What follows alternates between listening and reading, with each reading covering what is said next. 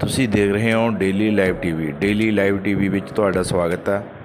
ਤੁਸੀਂ ਦੇਖ ਰਹੇ ਹੋ ਅੱਜ ਪੰਜਾਬ ਦੇ ਵਿੱਚ ਜਿੱਦਾਂ ਵਤਨ ਪੰਜਾਬ ਦੀਆਂ ਖੇਡਾਂ ਕਰਾਈਆਂ ਜਾ ਰਹੀਆਂ ਅਤੇ ਸਕੂਲਾਂ ਦੇ ਵਿੱਚ ਸ਼ੁਰੂ ਹੋ ਚੁੱਕੀਆਂ ਨੇ, ਉੱਦਾਂ ਹੀ ਆਸਟ੍ਰੇਲੀਆ ਦੇ ਵਿੱਚ ਵੀ ਖੇਡਾਂ ਚੱਲ ਰਹੀਆਂ ਨੇ, ਜਿਸ ਦੇ ਵਿੱਚ ਇੱਕ ਨਿੱਕੇ ਪੰਜਾਬੀ ਨੌਜਵਾਨ ਬੱਚੇ ਨੇ ਮੱਲਾਂ ਮਾਰੀਆਂ ਨੇ।